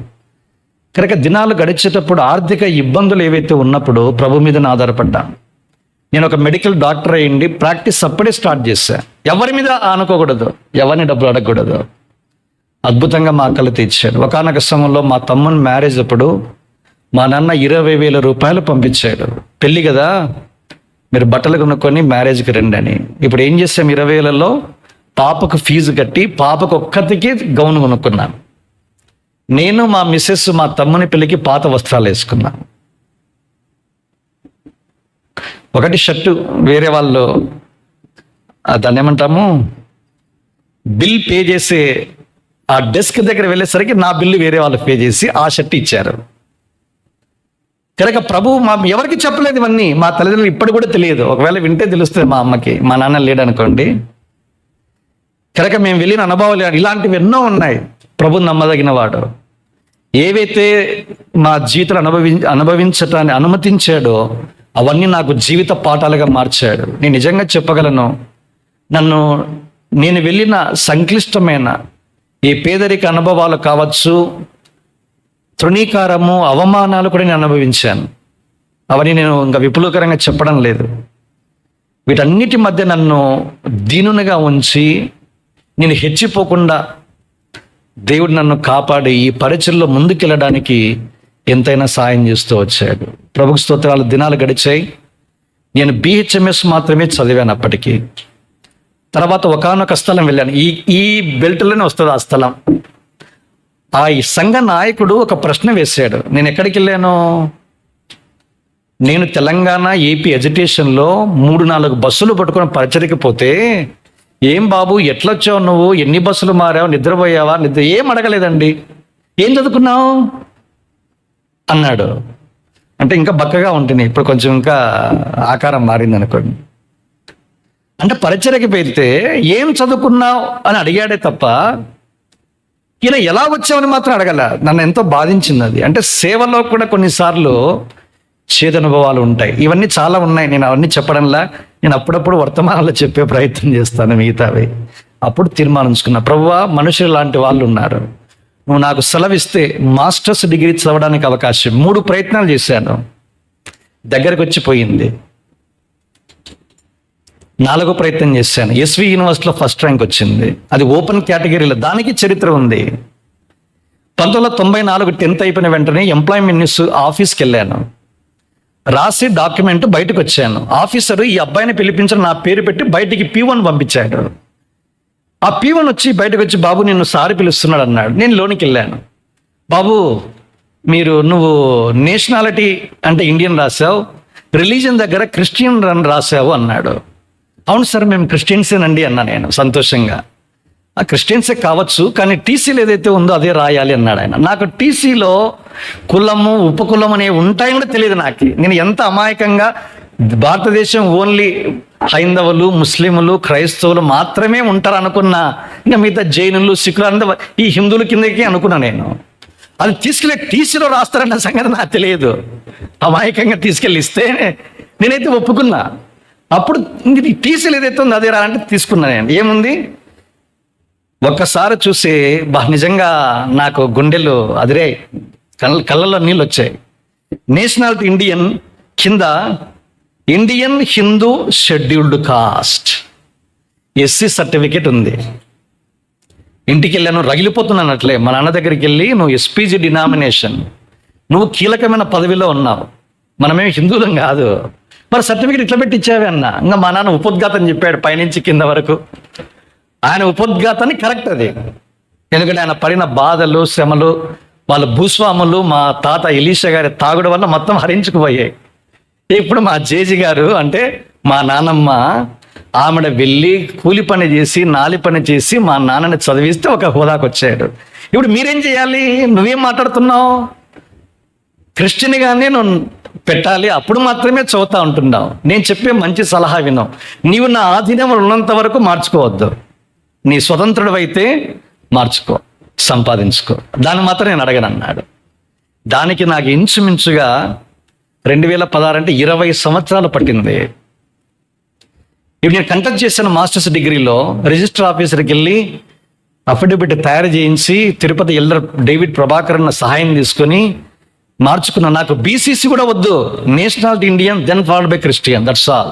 ఇది కూడా నాకు అక్కర్లేదండి అని scheduled caste TC certificate submit చేశాను. మాస్టర్స్ అయిపోయింది, బయటకు వచ్చాను. అద్భుతంగా నా టీసీలో ఇండియన్ క్రిస్టియన్ OC. దానికి మించి దేవుడు చేసిన గొప్ప కార్యం ఏంటంటే, మాస్టర్స్ డిగ్రీలో నాతో పాటు MD చేసిన వాళ్ళలో నా బ్రాంచ్లో నేనే యూనివర్సిటీ టాపర్గా రావడానికి దేవుడు సాయం చేస్తాను. తెలంగాణ యూనివర్సిటీలో నా బ్రాంచ్లో నేనే మొట్టమొదటి ర్యాంక్. నా వయసు అప్పటికి 41. అంతా 26 లోపు ఉన్న అమ్మాయిలు, అబ్బాయిలే. అందరూ ఏమనుకోవాలా, యంగ్ బ్రెయిన్స్ ఇవి, ఇట్లాంటి మాలాంటి 38-40 ఏళ్ళ వాడు ఏం రాణించలేడు అంటే, నిలిచిన్నవాడు ఏదైనా చేయగలను. I can do all things through Christ which strengtheneth me. చదివే ఓపిక నాకుంది, చదివే మనస్సు ఉంది, ఎన్ని గంటలైనా చదువుతా, ఫ్యామిలీ మెయింటైన్ చేస్తాను, మీ మినిస్ట్రీ వెళ్తాను, పరిచయం ఏనాడు ఆప్ చేయలేదు. 2 సంగతులు చెప్తాను. రేపు మెడిసిన్ ఎగ్జామినేషన్ UGలో ఉంటే ఈరోజు సండే ఎగ్జామినేషన్ వెళ్ళాను. నేనే స్టేట్లోనే ఫస్ట్ ర్యాంక్ అండి మెడిసిన్లో, బై గాడ్స్ గ్రేస్. ఇవన్నీ అసంభవాలు. ఎవరైనా మెడిసిన్స్ మా వాళ్ళు అన్నారు, ఏరా నువ్వు మెడిసిన్ సబ్జెక్టు పోయి ఆదివారం ఆరాధన అవసరమా? అవసరమే. తెలియదు వాళ్ళకి. ఇవన్నీ జీవితంలో ప్రభువు ఎంత సర్వశక్తిమంతుడు రుజువు చేయాలంటే మనం నిలబడండి, యెహోవా చేయు రక్షణ కన్నులారా చూస్తాం.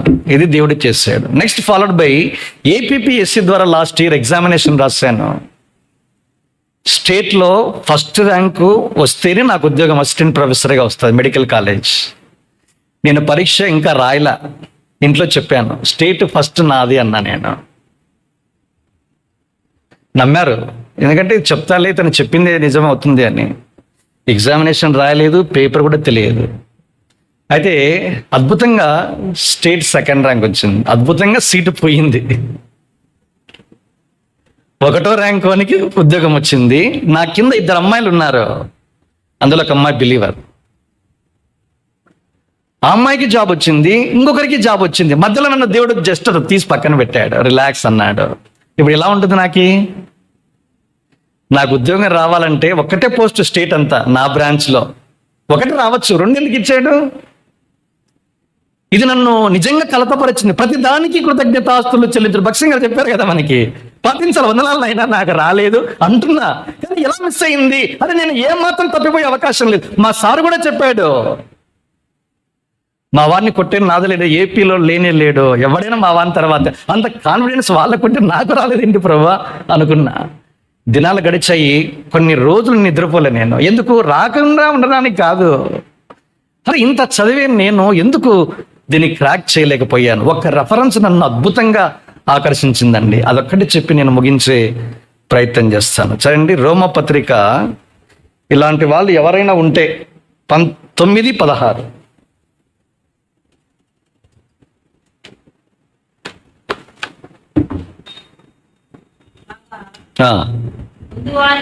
బాగా గమనించండి, ఈ మాట నన్ను ఎంతగానో ఆదరించింది. నన్ను పొందగోరు వాని వలననైనను ఎన్నోసార్లు చదివానండి. 25 ఏళ్ళగా చదువుతా ఉన్నా. ఇది ఒకటి రెఫరెన్స్ నాకు కంటికి కనిపించలే. నాకు రోమా 28 తెలుసు బాగా. All things work together for good. ఇంకా నాకు ఎక్కువ కావాలా? ఎందుకు తెలియంది కావాలా మనకి? అప్పుడే మనం నమ్ముతాం కదా. ప్రభువా ఇంతగా నా జీవితంలో ఇది ఉంది, ఇదేంటయ్యా ఇట్లా అయిపోయిందంటే ఒక దేవుని సేవకుడు కోట్ చేసి ఈ రెఫరెన్స్ పంపాడు. తీసి చదివాను. అరే పొందగోరు వానలో కూడా లేదు. ప్రయాసపడమంటే 4 గంటలు, 5 గంటలు, 10 గంటలు, 12 గంటలు ఎట్లా చదువుతారంటే అట్లా. అంత ప్రయాసపడే వారిలో కూడా లేదురా. కరుణించు దేవుని వలననే. అయ్యా ఇంత కష్టపడ్డా, మీ చిత్తం అయితే అనుగ్రహించమని ప్రార్థన చేయాలన్నది ఈ పాట మనకు నేర్పిస్తారు. అప్పుడు దేవునికి వందనాలు చెల్లించా, రిలాక్స్గా ఉన్నా. నాకు రాకపోయినా పర్వాలా, నీ ప్రణాళిక ఎంతో గొప్పది, నేను తల వంచి నిన్ను స్తుతిస్తూ ఉన్నానన్నాను. కనుక వెంటనే లాస్ట్ ఇయర్ నేను జాయిన్ కావాల్సింది, ఆ దేవుడు తప్పించాడు. ఎందుకు అనేది నాకు తెలియదు. నెహమ్యా గారు 1956లో ఇక్కడ కాన్వకేషన్ జరిగినప్పుడు వచ్చాయంట. చనిపోయిన నెహమ్యంకులు ఒక మాట చెప్పాడు. ఆయన చనిపోవడానికంటే ముందు భక్సింగ్ గారు తన జీవితంలో సంభవించిన సంభవాలకు ఎప్పుడు కూడా సనగలేదు, గొనగలేదంట. ఎందుకు ఇది, ఎందుకు అది, ఇంత చేశాను, ఇంత సేవ చేశా, ఇంత చదివినా, ఇంత నిన్ను ప్రయాసపడ్డాను, ఇంత నమ్మకంగా, ఇంత పవిత్రంగా, ఏందయ్యా నాకు ఇట్లా చేసే, ఇట్లాంటి సనుగులు కానీ గొనుగులు కానీ లేవంట. పైపెచ్చు ఏమన్నాడు తెలుసా అండి?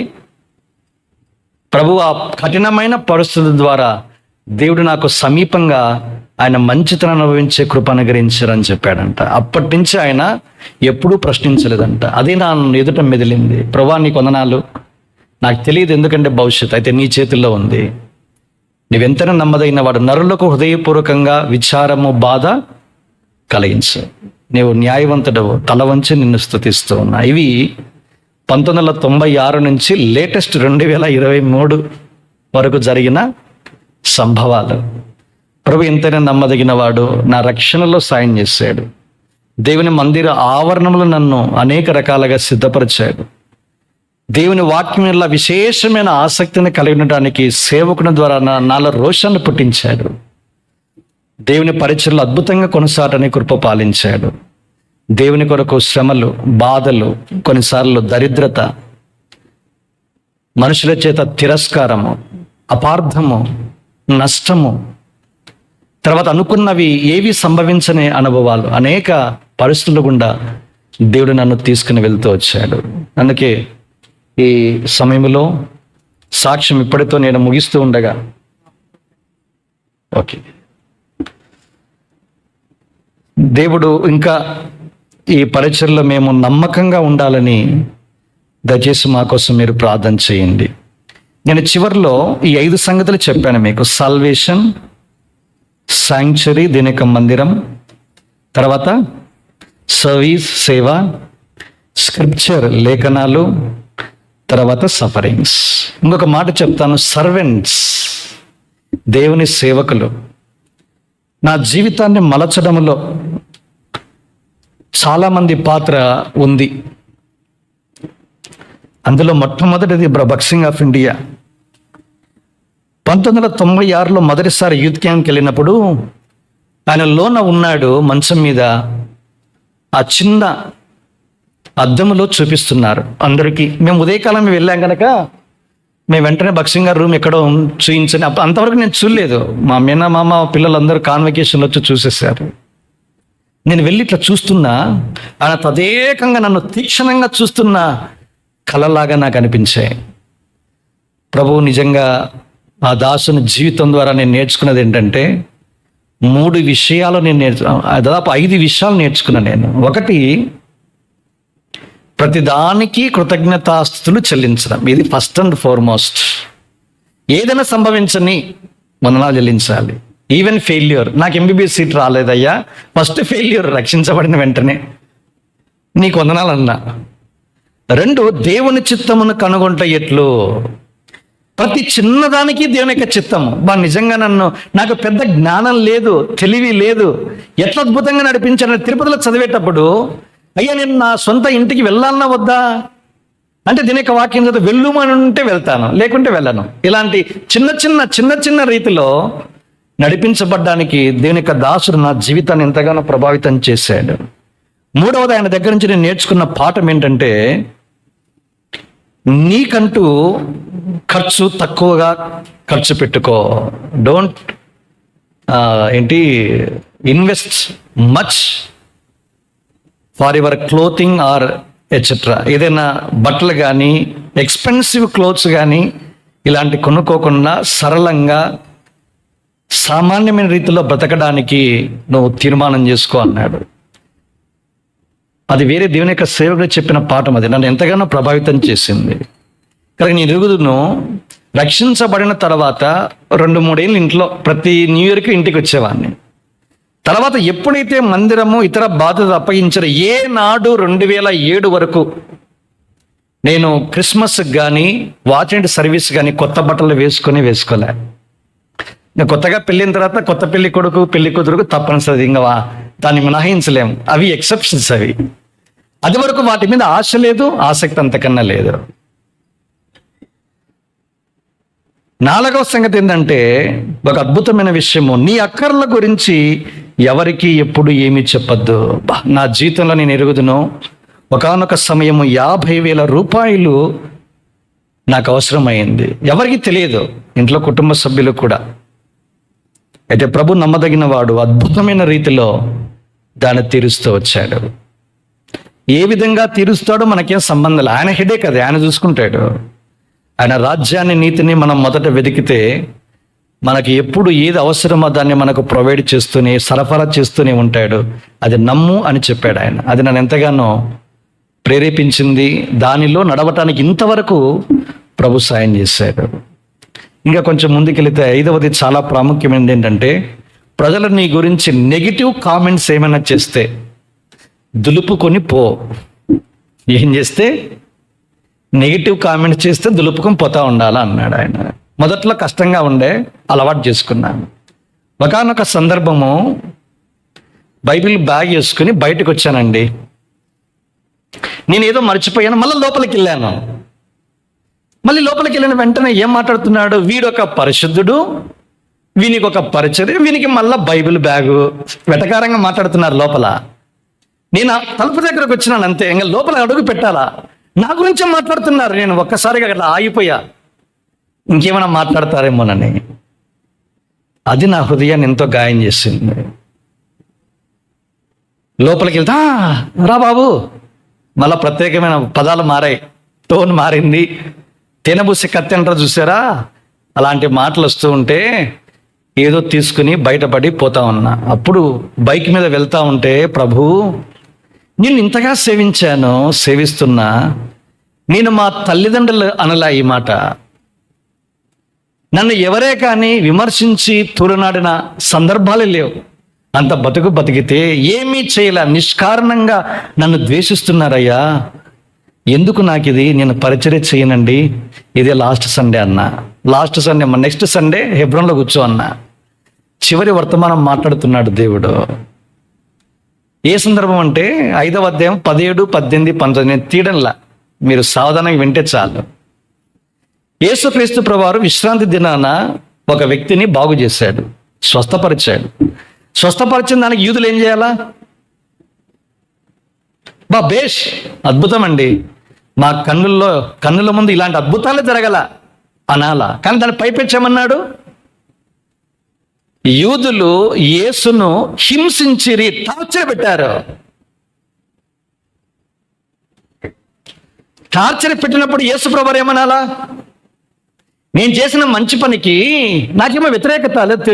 ఇంకొక మాట వస్తున్నప్పుడు ఇక్కడేమో యేసు ప్రభువారు చేసిన మంచి పనికి విమర్శ కాదు, అసలు టార్చర్, హింస పెట్టారు. మరి ఏమన్నాడు తెలుసా అండి అని చెబుతూ ఆయన అన్నాడు, నా తండ్రి ఇది వరకు పని చేస్తున్నాడు, నేను పని చేసేది. నేనేమన్నా ఇంతవరకు పని చేశాను, ఇక మునుపు చేయను. నా వర్షన్ ఇది, ఫిక్స్ అయి వెళ్ళాను మనము. ప్రభు ఏం మాట్లాడుతున్నాడు? అరే బాబు, నీకంటే ముందు టార్చర్, నువ్వు టార్చర్ అనుభవించలా, నువ్వు ఊరికి నోటి మాటలే. అరే టార్చర్ అనుభవించిన యేసే ఈ మాటలు పలికితే నువ్వేంట్రా ఈ పదాలు మాట్లాడుతున్నావు? అప్పుడు డిసిషన్ తీసుకున్నాను, ప్రజలు ఏమైనానివ్వండి, ఉన్న పాటను అలాగే సాగిపోతాను. ఇది నేను భక్సింగ్ గారి దగ్గర నుంచి నేర్చుకున్నా.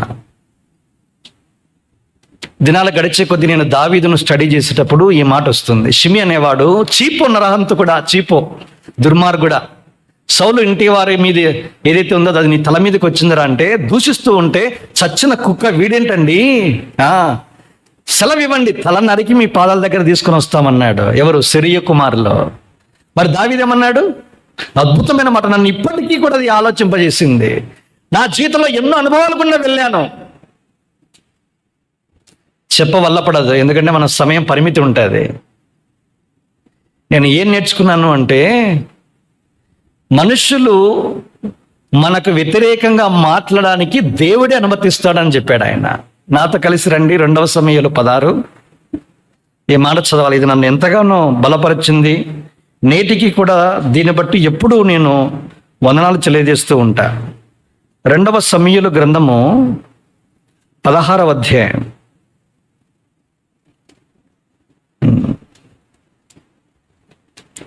ఒకరు సాయం చేయండి. 12వ వచనం, క్షమించండి, 10 తర్వాత 12 చదవచ్చు.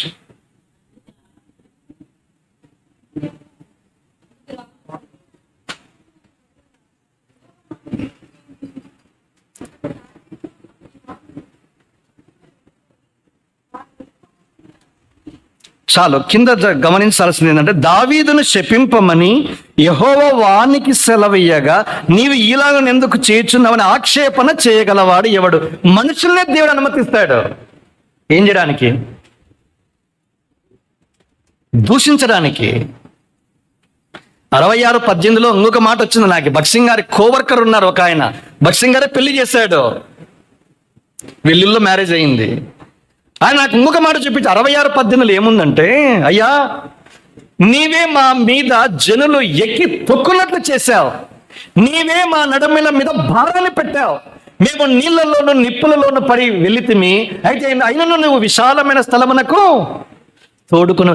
నీవే, ఇంగ్లీష్ బైబిల్లో నీవే, తెలుగులో అంత బాగలేదు అది, నీవే మా నడుముల భారాన్ని పెట్టావు. దేవునితో అంటున్నాడు దావీదు, నీవే జనులు మా నెత్తి మీద ఎక్కి తొక్కున్నట్టు నీవే చేశావు. నీవే మమ్మల్ని నీళ్ళలోనూ నిప్పుల్లోనూ పడి నడుచుకొని పోనట్లు చేశావు, నీవే చేశావు ఇదంతా. అయితే ఒకటైతే చెప్పగలను, అయినను విశాలమైన స్థలమునకు నీవు నన్ను తోడుకొని వచ్చావు. నన్ను ఎంతగా ఆదరించిన మాటలు ఇవన్నీ. నేను బాధల్లో వెళ్తున్నప్పుడు, ఎవరికి చెప్పుకోలేని పరిస్థితుల గుండా వెళ్తున్నప్పుడు ఈ మాటలు నన్ను ఎంతగానో ఆదరించాయి. నిజంగా దేవునికి ఎంతగానో రుణస్థుడని నేను. ఈ మాటలు నన్ను నిలదొక్కుకోవడానికి, దేవుని సేవలో నా ముఖాన్ని చెకుముకి రాతి వల్ల చేసుకుని ముందుకు పోవడానికి ఎంతగానో సాయం చేశాయి. నన్ను దూషించిన ప్రతి వారిని హృదయపూర్వకంగా క్షమించే మనసునిచ్చాడు. ఈ మాటను బట్టి ఎవరైతే నన్ను అవమానపరిచారో ప్రభుకి అప్పగించి పగతీర్చుడు నా పని, ప్రతీకారం నేనే చేస్తా. ఆనందం. అవమానాలు నిందల గుండా కూడా నేను వెళ్ళాను, కానీ పడుకుంటే 1.5 నిమిషంలో నిద్రపోతా. నేను పడుకుంటే మా మిస్సెస్ నన్ను పడుకుంటే ఎన్ని నిమిషాలు పడుకుంటున్నా అంటే 2 నిమిషాలు అంటే 2 నిమిషాలు కూడా అక్కర్లేదు, అయ్యా 1 నిమిషం ఎండికల్లా పోతా ఉన్నాను. అంటే నిందల్లో కూడా ఆనందంగా సంతోషంగా పడుకుని నిద్రపోయే అవకాశాన్ని ఇచ్చాడు. నా హృదయము, నా మనస్సాక్షి లేదా మనది దోషారోపణ చేయనంత వరకు మనుషులు ఏమి మాట్లాడినా నీకు విరోధంగా రూపించబడిన ఏ ఆయుధము, అది నేను నేర్చుకున్నా. ఇక్కడ కింద ఇంకొక మాట 12లో, దేవుడు వాని శాపాన్ని ఆశీర్వాదంగా మారుస్తాడేమో అన్నాడు. చూడండి, కనుక ఎల్లకాలం ఉండవు ఇవన్నీ, కొంతకాలమే. ఇవి నా జీవితంలో సేవలో నిలదొక్కుని సాగిపోవటానికి ప్రభు సాయం చేశాడు. ఇక సేవలో భక్సింగ్ గారు మొట్టమొదటి దైవ సేవకుడైతే, స్థానిక సంఘ దేవుడి సేవకుడు దేవయ్య గారు నన్ను బాగా మలిచాడు.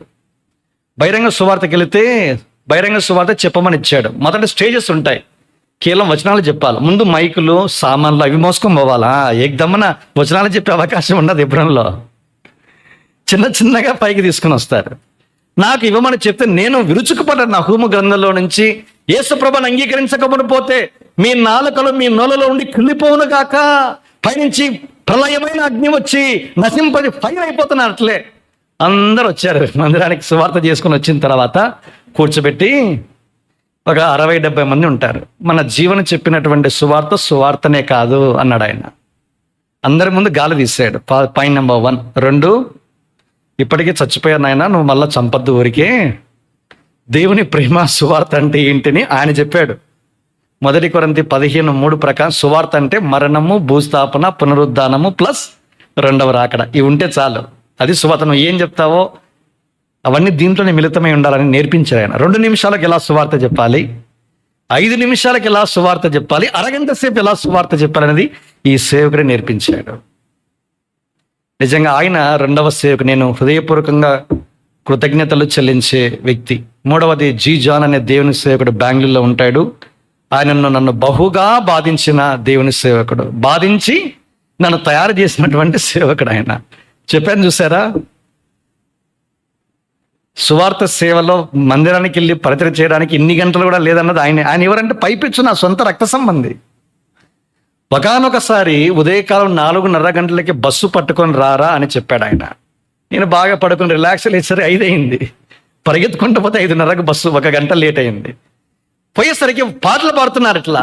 ఆయన పరిగెత్తుకుంటూ వచ్చాడు. నేనేమనుకున్నానంటే, ఓహో ఇక్కడే ప్రార్థన చేసి ప్రసంగ పీఠం మీద తీసుకెళ్లి వర్షిప్ మెసేజ్ ఇచ్చిన తర్వాత ఈ వర్షిప్ టైంలో ఏమన్నా టిఫిన్ పెడతాడేమో అని నేను అనుకుంటున్నా. ఇట్లా అంచనాలు వేరుగా ఉన్నాయి.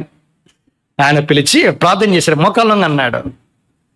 మోకాళ్ళంగా లేచే సమయానికి అప్పుడే వేరే బ్రదర్ పార్కింగ్లో ఒక బైక్ పెడుతున్నాడు. బ్రదర్ ప్లీజ్ కమ్ అన్నాడు ఆయన. వెంటనే పరిగెత్తుకుంటూ, ఏమన్నా చెప్పండి. మన వాణ్ణి తీసుకెళ్ళి కడప బస్సు ఎక్కించిన వెంటనే వచ్చి ఆరాధనలో పాలుపంపులు పొందన్నాడు. అప్పటికి హ్యాండ్ బిల్స్లో నా పేరు వేశాడు. నేను 3 రోజుల స్పీకర్ని. స్పీకర్కు సంచి ఇచ్చి రిటర్న్ పంపించాడు ఇంటికి. ఏం చేశాడు? ఎట్లుంటుంది మీకు లోపల ఇగో ఉంటుంది చూసా, దాన్ని పిండి చేయాలి ఆయన, పీల్చి పిప్పి చేయాలా. అంటే నీళ్ళు కావాలంతే. రోషము, తాపము, కోపము, వీరావేశాలన్నీ ఏం కావాలా? చల్లబడిపోయి అనాలా. అది నేర్పించాను నాకు. ఇంకొకసారి మళ్ళీ సేవ, పెళ్ళి అయిన తర్వాత వెళ్ళాను నేను. అంత అయిపోయిన తర్వాత ఫ్యామిలీ ప్రేయర్లో కూర్చోబెట్టి చెప్తున్నాడు. నేను వర్తమానం ఇస్తుంటే కన్నీళ్లు కారుస్తున్నాను అన్నాడు. నేను ఇంకొక రీతిగా అనుకున్నా, ఏదో తాకబడ్డాడేమో అని. ఏం చెప్తున్నా తెలుసా? గత తాలూకు పులివెందులో నీ పరిచయం చూశాను, ఇప్పటికి చూస్తే ఎంతో వ్యత్యాసం ఉంది. There is no fire, not fire, even there is no spark in your message అన్నాడు ఆయన. ఐ వాజ్ రియల్లీ షాక్డ్, విభ్రాంతి చెందాను.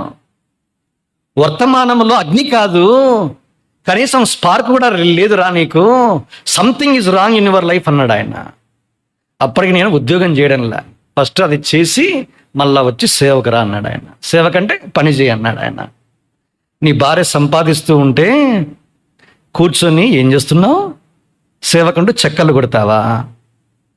అప్పటికి ప్రాక్టీస్ ఉంది, ఫుల్ ఫ్లెడ్జ్డ్గా లేదు. క్లాస్ పీకాడు, పోయి చూసుకొని రా అన్నాడు. ఎవరైనా ఉంటారండి? పెద్దపీట వేస్తే రక్త సంబంధం అంటే పెద్దపీట రెడ్ కార్పెట్ పరచాలా? నాకు రెడ్ కార్పెట్ కాదు, బ్లాక్ కార్డు చూపించి ఇంటికి పంపించినాడు. ఎన్నో అనుభవాలు. ఈయనకు నేను కృతజ్ఞుడను. తిరుపతి శాంసన్ గారికి, దేవుని సేవకుడు తిరుపతి, సువార్తలు కేవలము యోహాను సువార్త, చిన్న చిన్న సువార్త 50 పైసలు అమ్ముతా ఉంటే పిలిచాడు బయటికి.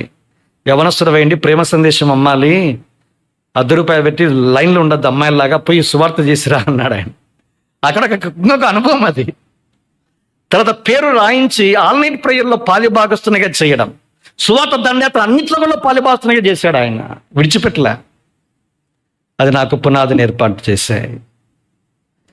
ఇక తర్వాత హెబ్రోన్కి వెళ్ళడం, అనేక మంది దేవుని యొక్క దాసుల ద్వారా దేవుడు నేర్పించాడు. ఇక సర్టిఫికెట్ విషయంలో అద్భుతంగా దేవుడు నాకంటే ముందుగా 1996వ సంవత్సరంలో నవంబర్ మాసంలో నా హృదయ వాంఛ 94లో ఏదైతే ఉందో 96లో ఒక యవనస్తుని జీవితం, హెబ్రోను సందేశంలో యవనుల అనుబంధం అనేది ఒకటి వచ్చేది. అప్పట్లో పాతలకి తెలుసు, ఇప్పుడు వాళ్ళకి ఎవరికి తెలియదు. ఎందుకంటే హెబ్రోను సందేశంలో యవనుల అనుబంధం లేదు ఇప్పుడు. అందులో తిరుపతిలో PhD చేసిన డాక్టర్ ఎన్ జయరాజ్ అన్న టెస్టిమనీ ప్రింట్ చేశారు 96లో. తర్వాత నేను అక్కడికి వెళ్ళడము, అన్నతో పరిచయము, 1996 నుంచి ఇప్పటి వరకు ఆయనతో పాటు మరి సహవాసము కలిగి ఉండడానికి ప్రభు కృప చూపించాడు. ఆయన కూడా దేవుడు వాడుకున్నాడు. అనేకమైన విషయాలు ఉన్నాయి. అందులో ఒకటి ఏంటంటే, నేను నిజాయితీగా ఫస్ట్ ఇయర్లో నేను ఫెయిల్ అయ్యానన్నా అని మెడిసిన్ చదివేటప్పుడు లెటర్ రాశాను. నేను ఓపెన్గా అంతా, మనం ఏది దాచుకోలేదు, నిజం చెప్పడమే. మా నాన్న కూడా చెప్పాను, నేను నా మీద గ్రేట్ ఎక్స్పెక్టేషన్స్ ఉన్నాయి, బట్ ఐ హ్యావ్ ఫెయిల్. నిజాయితీగా చెప్పాను. అన్న తర్వాత ప్రోత్సహించడము, తర్వాత ముందుకెళ్ళమని చెప్పడము, తర్వాత ఈ సేవలో ఇంతవరకు రావటానికి ప్రభు ఎంతైనా కృప పాలిస్తూ వచ్చాడు. కనుక ఇలాంటి అనుభవాలు ఎన్నో. ఇక దేవుని సేవలో హెబ్రోన్లో చాలా అనేకమైన అనుభవాలు, ఏది ఎన్నడూ ఎప్పుడు కోరుకోలేదు. అయితే అద్భుతంగా దేవుడు అనేక మందిని, ఇక పేర్లు చెప్పుకుంటూ పోతే చాలామంది ఉన్నారు, వాళ్ళందరికీ నేను రుణస్తులను. వారు చేసిన ప్రార్థనలు, ఎప్పుడైతే పరిచర్లో ముందుకెళ్తున్నప్పుడు ఇలాంటి పరిశుద్ధులు ఒక 30 సెకండ్లు మా కోసం ప్రార్థన చేసినా మేము ఈ సేవలో ముందుకెళ్ళేదానికి అవకాశం ఉంటుంది.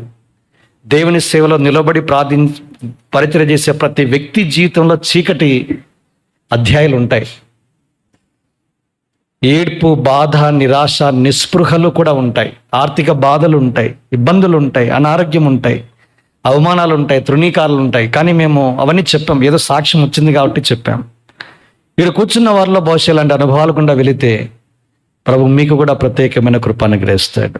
భక్సింగ్ అంటే గొప్ప దైవజన్ని 7 సంవత్సరాల కఠోరమైన అనుభవాలు కూడా దేవుడు తీసుకెళ్ళాడు. అద్భుతమైన పనిముట్టుగా మార్చాడు, వాడుకున్నాడు. ఏ దైవజనుడు, ఏ పేరు పొందిన బోధకుడు చేదు అనుభవాలు గుండా, కష్టపడకుండా, శ్రమ పడకుండా, పేదరిక అనుభవించకుండా రాలా. మీరు బాగా గమనించాలి. ప్రభు నమ్మదగిన వాడు. అవన్నీ కూడా దేవుడు మెట్లు మెట్లుగా, అంచెలంచెలుగా ఒక స్థితికి రావడానికి సాధనాలుగా మారుస్తాడు. కనుక ప్రభు ఇలాంటి కృప దౌర్బల్యుడైనా నాకు అనుగ్రహించాడు. నిజంగా నేను ఎంతో రుణస్తుడు. నేను SPG1 నేను ఎప్పుడు అనుకుంటాను, ఎప్పుడు దీనుడుగా ఉంటాను. ఎన్నో వసతులు ఏర్పాటు చేశాడు. ఇది నా AC గదిలో కూర్చొని అనుభవించే అవకాశం. నేను నడుచుకుంటూ సేవ చేశాను, సైకిళ్ళ మీద వెళ్ళి సేవ చేశాను, ఎద్దుల బండ్ల మీద వెళ్ళాను, ట్రాక్టర్ల మీద వెళ్ళాను, లారీల మీద వెళ్ళాను, ఎర్ర బస్సుల్లో వెళ్ళాను, జనరల్ టికెట్ తీసుకుని ట్రైన్లో వెళ్ళాను, తర్వాత AC 3 టైర్లో వెళ్ళాను, 2 టైర్లో వెళ్ళాను, చివరికి ఫ్లైట్లో వెళ్ళాను. ఆల్మోస్ట్ సౌత్ ఇండియా అంతా కాదు, సౌత్ ఇండియాలో అనేకమైన స్థలాలు పరిచయం చేయడానికి ప్రభు అనుకూలపరిచాడు. కనుక ఈ మధ్యన అప్పికట్లలో ఉండే రావు గారు Bombay last March 25th 24th వారి మధ్య ఉండడానికి ప్రతి సంవత్సరము పరిచయం చేయడానికి అవకాశాన్ని దేవుడు కలిగిస్తూ వచ్చాడు. నిజంగా నేను ఊహించలే. ఇప్పుడున్న పరిస్థితుల మధ్య ఇది చాలా గొప్ప విషయం. ఇంకా ఇవి హెబ్రోన్లో పరిస్థితులు చక్కబడితే ఇంకా అద్భుతంగా జరిగేది పరిచర్య. దానికోసం ఎదురు చూస్తున్నా. ఎవరంటే నాకు ఎలాంటి చెడు అభిప్రాయం లేదు. దేవుడు అనుమతించాడు. బహుశా ఏ ఉద్దేశమో తెలియదు. ఈ చివరి దినాల్లో నీతిమంతుడు ఇంకనూ నీతిమంతుడిగానే ఉంటాడు, అపవిత్రుడు ఇంకనూ అపవిత్రుడిగానే ఉంటాడు, పరిశుద్ధుడు ఇంకనూ పరిశుద్ధుడిగానే ఉంటాడు, అన్యాయం చేసేవాడు ఇంకా అన్యాయం చేస్తూనే ఉంటాడు. వారి గురించి పట్టించుకోవద్దు. ఇదిగో నేను త్వరగా వచ్చుచున్నాను, వాని క్రియల చొప్పున ప్రతి వానికి నేను సిద్ధపరిచిన జీతం నా యొద్ద ఉంది. కనుక దేవుడు ఈ సాక్ష్యాన్ని దీవించునుగాక. మరి విశేషంగా నా నిమిత్తము మా భార్య దెబోరా, కుమార్తె షూలమితి, మా తల్లి విధవరాలు నాతో పాటు మరియమ్మ గారు మేము హైదరాబాద్లో ఉండి ప్రభుని సేవిస్తూ ఉన్నాం. మా ఇన్లాస్ గారు కూడా పక్కనే ఉంటారు. తర్వాత మా తమ్ముడు కర్నూల్, తన ఫ్యామిలీ, మా ఇన్లాస్ ఆయా ప్రాంతాల్లో చెదిరిన వారుగా ఉన్నారు. కుటుంబ సభ్యులు వాళ్ళలో అనేకులు రక్షించబడాలన్నది మా ఆశ. మన సొంత ఇంటి వారికే సువార్త చెప్పి మన రక్త సంబంధులనే రక్షణలోకి తీసుకురావాలన్న బలమైన ఆకాంక్ష ఎక్కువ అవుతుంది ఈ దినాల్లో. అనేక చోట్లకి వెళ్తాం. మా సొంత ఇంట్లో మా సొంత రక్త సంబంధం రక్షణ లేకపోతే వారి విషయమైన ఎక్కువ భారం ఉంది. ప్రభు చిత్తం అయితే తగిన సమయంలో వారిని కలుస్తూ పరిచయం ఆశ కూడా ఉంది. ఇంకా రాను దినాల్లో దేవునికి నమ్మకంగా, దీనంగా, పవిత్రంగా, గర్వించి పాడైపోకుండా నా నిమిత్తము, మా కుటుంబ నిమిత్తము, పరిచయ నిమిత్తము, కుమార్తె రక్షణ కొరకు మీరు ప్రార్థించండి, తన భవిష్యత్తు కూడా ప్రార్థించాలని మనవి చేస్తూ ప్రభునామమున మీకు వందనాలు తెలియజేస్తూ ఉన్నాను.